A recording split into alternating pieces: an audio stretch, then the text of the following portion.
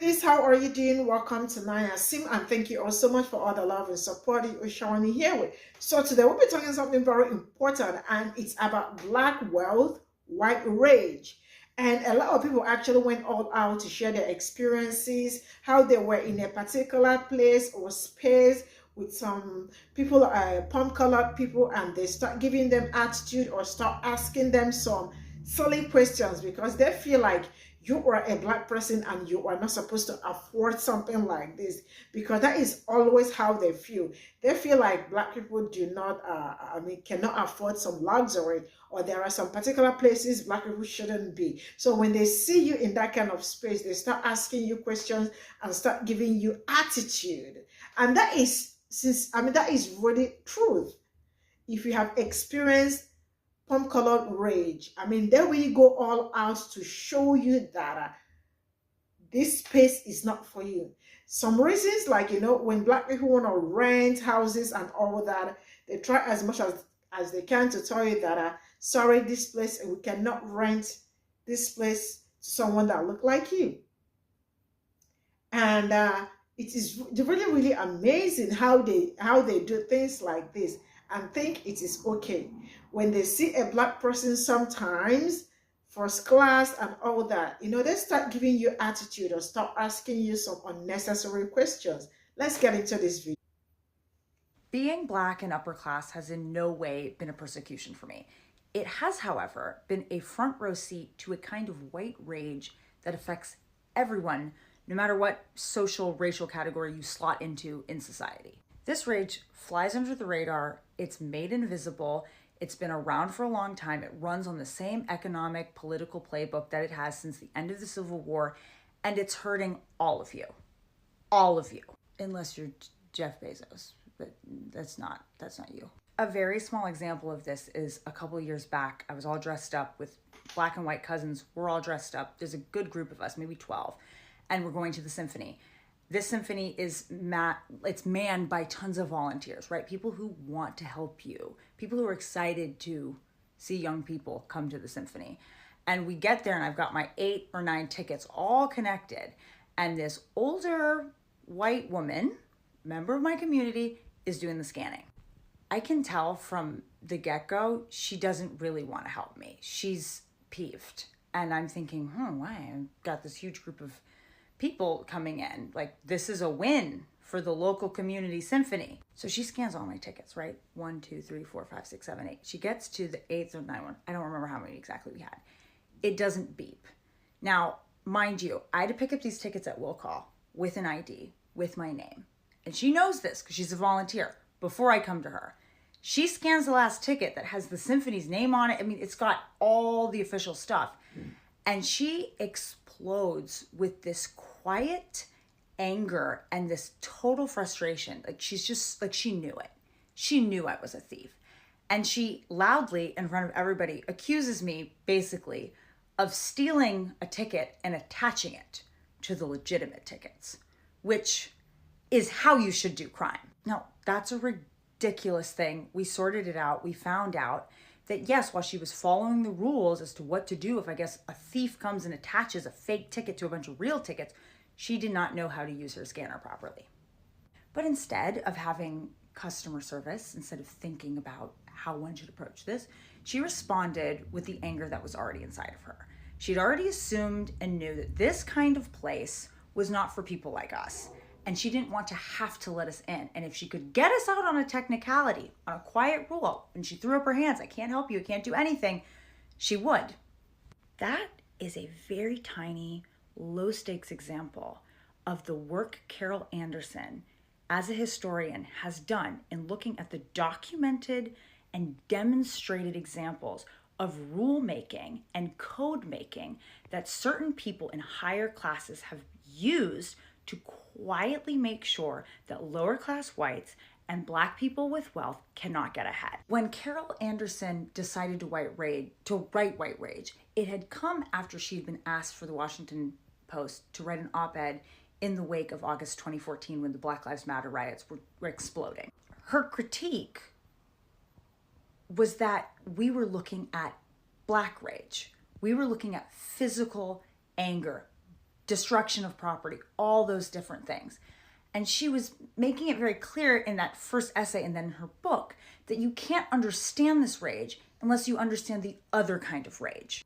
That's the rage that uses your political power, your legal power, to write laws and little caveats into things to make sure that you undermine the wealth of people believed to be Black, and you make sure that people who are believed to be white, who are in lower classes, never politically come together with those people.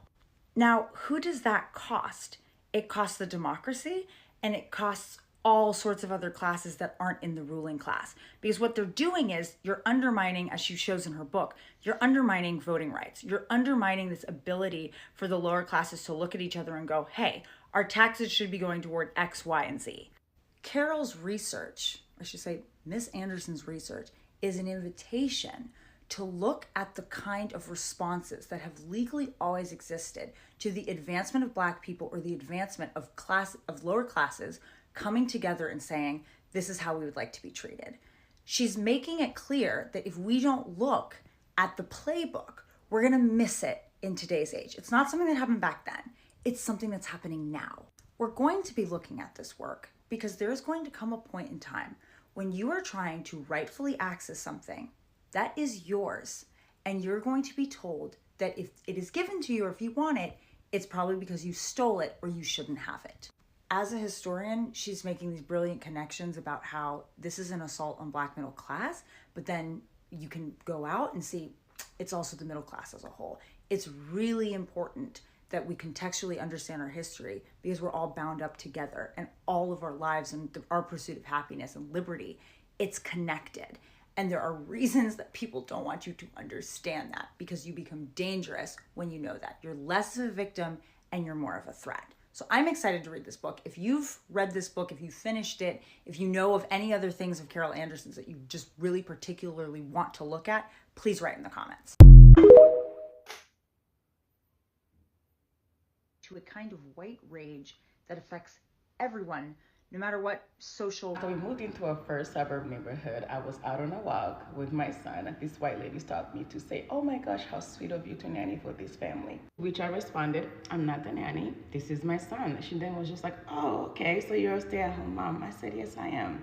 She didn't say anything else. She kind of just walked off. If you're thinking maybe that's a regular conversation people have, it absolutely is not. This woman asked me that because she's like, why are you out doing business hours, getting coffee, and not working? When we moved into our second neighborhood, I had 3 under 3. I go to meet up with a couple of moms, about 4 white moms, because I'm new to the neighborhood.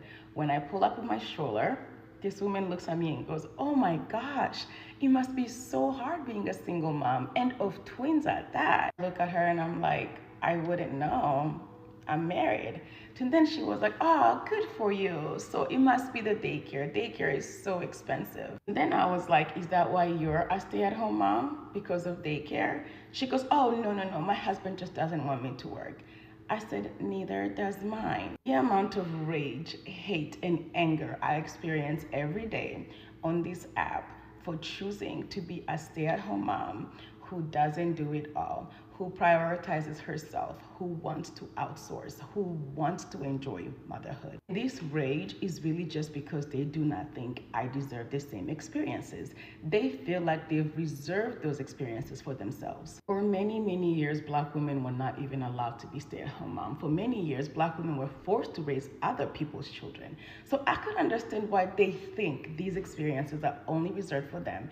And the only way we can have these experiences is if we're suffering for them, is if we are struggling to be in them. And I tell you, it makes their butthole itch that I get to enjoy motherhood. I mean, butthole itch, the anger.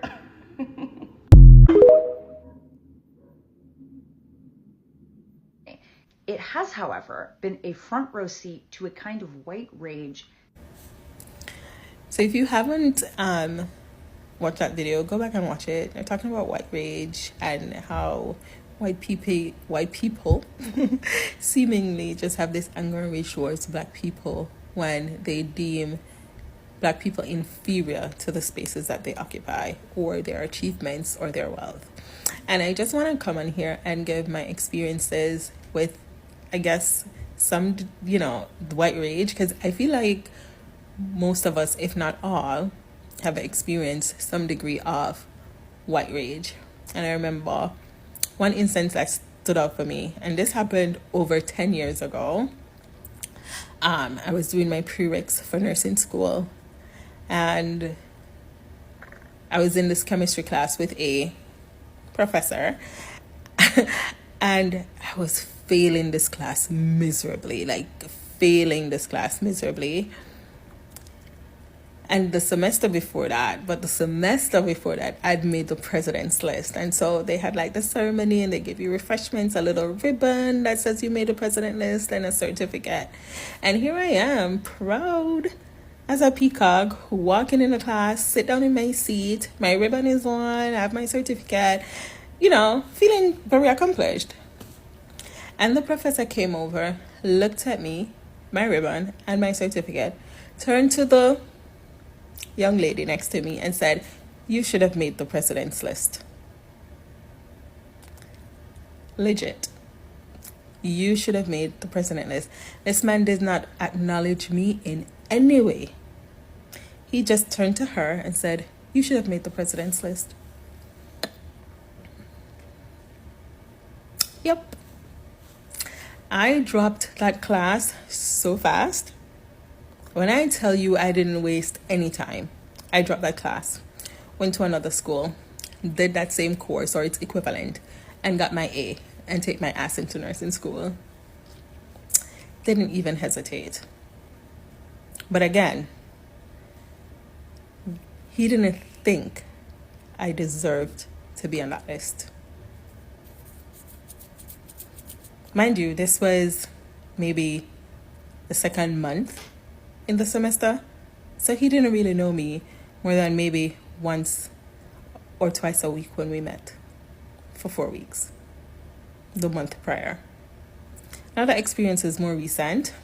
I was going on my trip to Europe finally, because I've been planning this for years.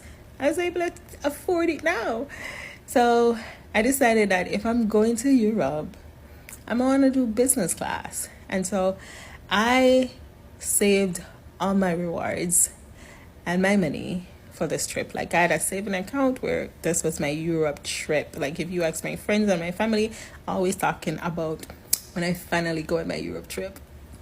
And I got my Delta One business class. It could have been any airline, but I chose to go with Delta.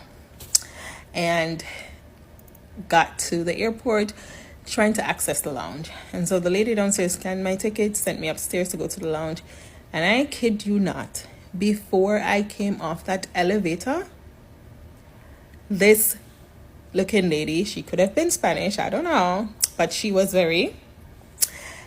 beckoned to me and asked to see my boarding pass in a very condescending way, like, boarding pass, whatever. Showed her my boarding pass, and I kid you not, she had the most satisfying smile or grin on her face when she told me I was outside the 3-hour window to access the lounge, because it was crowded, I guess, and they were limiting the time that you could access the lounge and stay in the lounge, and so you couldn't access the lounge before the 3-hour window, 3 hour from your departure time. And she said, "Oh, you have to go downstairs." And she was so pleased that she was kicking me out of the lounge. So I went downstairs and I'm chatting it up with this lady at the to-go stand. And I'm talking to the other workers, several workers stopped by, like, "Are you okay? I see you standing here. What's going on?" And he's like, so I'm saying, "Oh, I'm just waiting to access the lounge," stuff like that. And he's like, "All right, can I get you anything?" "No, I'm good." He's like, "All right, see ya." Other workers saw me there. She kept coming up and down, looking at me. I'm not paying her no mind. So now it's finally my 3-hour window to go upstairs in the lounge. When I'm about to go up on the escalator, she was coming down, stopped me, and inquired wanting to know if I had rejoined the line. So I said, "No, I didn't rejoin the line. I was standing in the line for an hour, maybe an hour and a half. I'm not going to rejoin the line." well, you can't go upstairs because you skipped the line. You're not allowed to skip the line, and whatever. It was getting real loud. The other gentleman that was at the door overheard or saw what was going on, came to me, introduced himself, asked to see my boarding pass, scanned my boarding pass, saw that I was within the 3 hours where I could access the lounge, and sent me on my way. Sent me upstairs and told me to have a nice time. Before he even finished, she walked away because she knew what she was doing. She knew it was ODing. She knew it was uncalled for. I got upstairs, settled in, about to get up and to join the line, to get some food, get some refreshments and stuff like that. Another gentleman came to me, introduced himself, asked me my name, shook my hand, and sincerely apologized about what happened. He was so apologetic, and I appreciated that. Even though my spirits were already dampened, even though I already felt some type of way, that apology made it a little better. Like, those two gentlemen made it somewhat better. You know what I mean? And we were just there talking. He's asking me where I'm going, wishing me a safe flight, and he hoped to see me again, and whatever. But like, the very first experience when you go somewhere, it kind of, like, if that's the experience, it's like, and I feel like, as Black people, we've experienced this one way or another to some degree. Same experience coming back from London, joining the Delta One line to check in and check my baggage.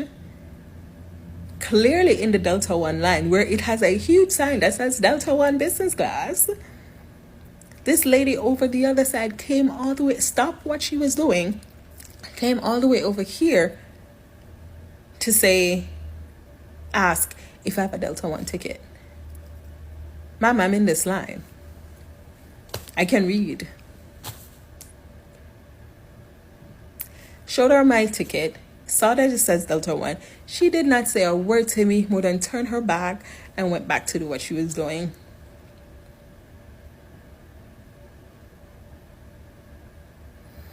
Got through TSA. Made my way to the gate. Now they're calling you to board. And when they say persons with ticket A or group B, whatever. They say ticket people with business class or Delta One. Like 4, 5, 6 people probably were in front of me. I don't know. She scanned all of them. Have a good flight. Have a good flight. Have a good flight. Have a good flight. Got to me. Delta One. Do you have a Delta One ticket? At this point, because it was that same heifer, I was just like, I was done talking. It was just too much. She scanned my boarding pass. Did not even, how she was, have a good flight, all chatty and nice without, she turned her back and scanned somebody else. Not a peep out of her word. That was my first experiences flying on Delta One. Or flying on Delta in business class. That's it. And while the service from everybody else has been amazing, I loved flying Delta business class. Like, the service was top notch. It was good. Those two experiences was just like, damn, I can't just be Black in peace. Like, I can't just be Black in peace. Anyways, those are my experiences with white rage. And you're always going to be reminded that you're Black. No matter how much money you have, no matter how educated or what you've achieved. Being Black and upper class has in no way been a persecution for me. It has, how. So when we were picking our house, right, I was looking on Zillow or where I was looking on, and I saw a house, all brick home, beautiful house, for sale. It was a little high, and I didn't really like the interior of the house, but it led me down a rabbit hole, and I found out that the builder was still building in this neighborhood So we went to go check the neighborhood out. Houses are beautiful. It's a suburban neighborhood. I'm from the city. I never lived in a suburb, and I grew up really poor. So this was definitely going to be like an upgrade for me and my husband. And our neighborhood's it's predominantly white, and then but it was so because every time we would drive through, people would be waving, saying hi, and I'm like, what's going on? It was weird for me because like I never, and I'm from up north, so like that southern hospitality. I'm like, are they faking? Is it real? What I come to learn is, so my neighbors have actually, majority of them have been wonderful. Majority of them have been wonderful, but there's always those one or two sprinkled in. And there was 2 times, like when we first moved in, where we could tell it was a problem from someone that we owned a home in this neighborhood. Now, this neighborhood is one of the more expensive neighborhoods in the area we live in. And then we have one of the like a larger lot in the neighborhood. So, and then one of the more expensive floor plans in the neighborhood. So I remember like the first time it was like this white man trying to sell, I don't know what he was trying to sell. I think like pest control or something. And I opened a door and he's like, can I speak to the owner of this house? And I said, I am the owner of this house. And he's like, oh, I wasn't expecting you to be so. And then he said young. And I'm like, and I just looked at him and I'm like, tell me how you really feel. Because I doubt that's what you were going to say. I mean, you see, like I had little gray hairs poking out. And I just was like, just go on your way. Like, I don't want your pest control, whatever. And then like the next time we ordered the DoorDash, and it was like this old man in his like older pickup truck. And my husband went out. He happened to be outside when he pulled up, and he went to get the food. And the man was like, how was you able to afford this house?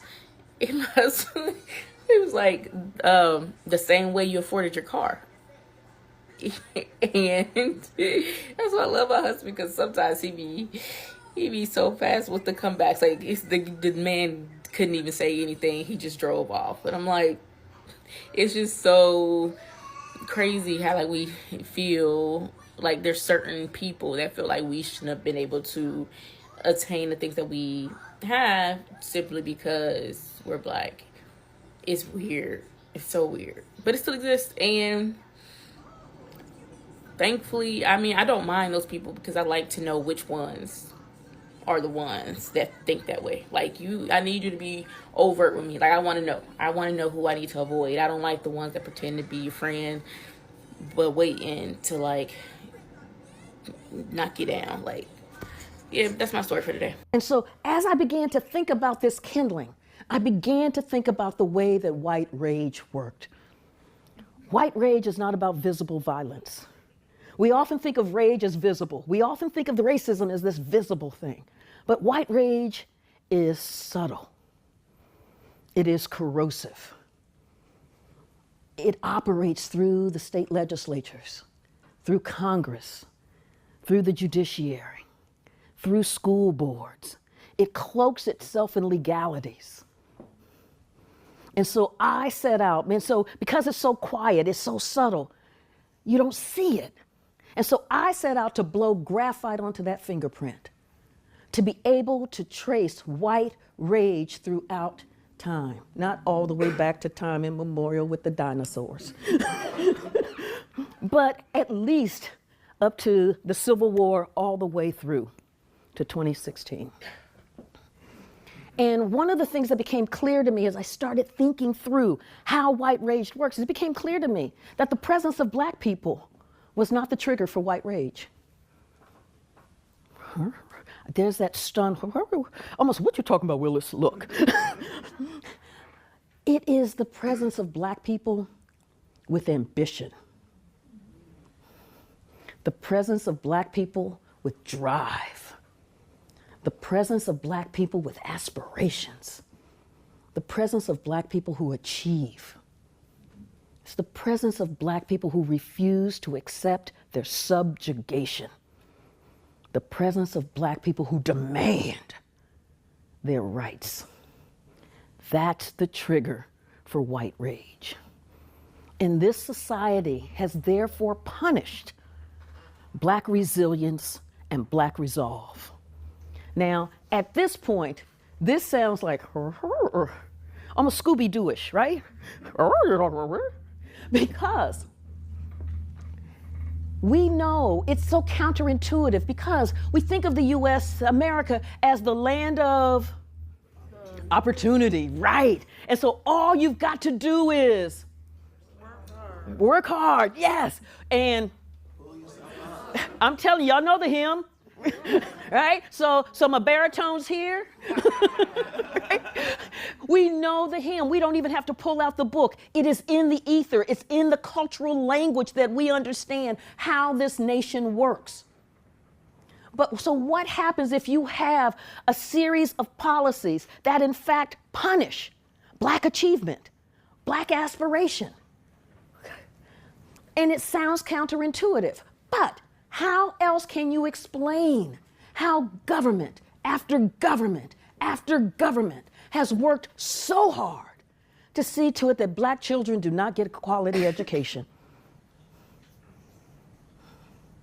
Let me give you a couple of examples. In 1947, in Prince Edward County, Virginia, the school board finally agreed to build a high school for the Black children. Because remember, this is a completely segregated system, Jim Crowed. And so in 47, that would be after the US helped defeat the Nazis. I need to put that in its time frame. Then we get a high school for Black children in Prince Edward County. Within a few years, that school is bursting at the seams. 2 to 3 times as many children are in this space than that building can hold. And so the Black parents are going to the school board, the all-white school board, saying, we need an additional school.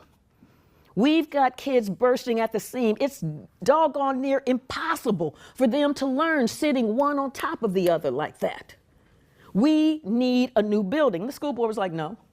And the parents are pushing hard, unrelenting, demanding education for their children. And the school board finally relented and put up 3 tar paper shacks and said, your kids can go there.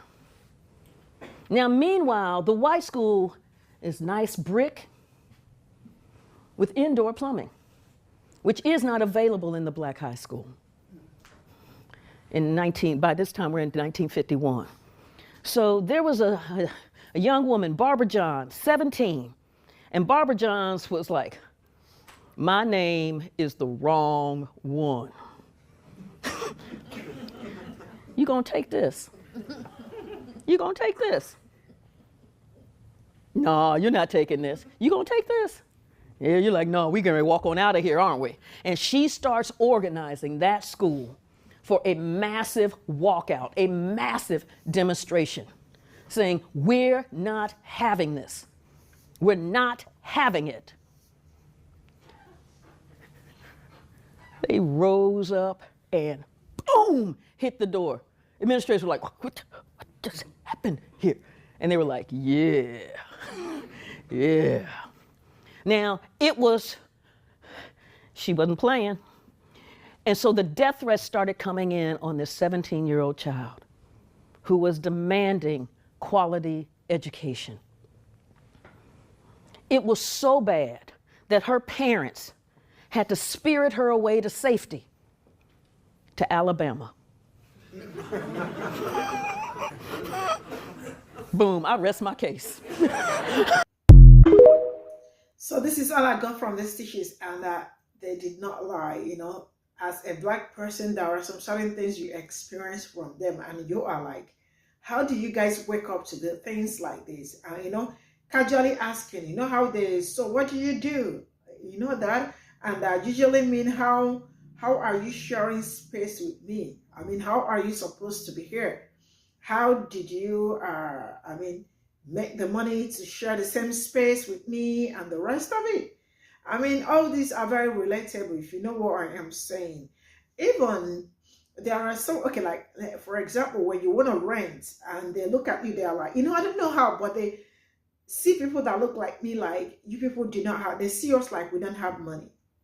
So sometimes when you want to rent, they ask you for 3 months upfront or 4 months up front because they feel like you don't have money, or they want to scare you away. They don't want you to live here, and they just want to, like, act all weird and crazy. It's just amazing. And some of them, it's really, I mean, these people are kind of very crazy. Some end up asking you, so how much is your salary? So how much do you earn? And I am like, what the hell do you need how much I earn? What do you need it for? I don't tell them. When I hear things like this, I already know that they are in doubt. I remember going out with some of my friends and paying for their bills because we all went out. And I was like, it's fine. Let me just, like, pay. And they were like, what do you, like, they started asking, so what does your parents do? Things like this. Okay, how much do you make? How much do you earn? I mean, some of them, I don't talk to them anymore because, like, there is no need. I mean, having to go through some certain things, their rage and all that all the time. No, I can't be going through that. And there are some places you go to and you want to buy something. I remember wanting to, oh my God, these people are kind of crazy. I remember wanting to buy something for my boss because it's her birthday next week. I mean, she is really an amazing person and she has really been there for me all these years. So I was like, I need to get something really good for her because my last birthday, she and her family really went all out. So I was at a particular section trying to buy something. I mean, trying to buy a particular thing. It was expensive. And so when I went to the counter to pay, they were like, it looks like you don't have enough money in your card. I was like, please, can you? I know already how they act. I was like, you can try another, what do they call all that? Like those POS and all that. You can try another POS. Maybe there is something wrong with this particular one. And they ended up trying out another one and my card went through. And so for them, they felt like, how can you afford this? And why, they are crazy, sincerely speaking. So I have experienced their rate also. And I am sure that these sisters, like it's all true what they said. So yeah, you can also share your rage, like, if you have experienced anyone with them and all that. And also, I know how they do when they see Black people and you want to rent a house in suburb, they are already like acting all weird, like, how can you afford to live here? And some start giving you story how they don't rent houses to people that look like you, and it is only people that look like them that they rent houses to. See you all in my next video. Bye for now.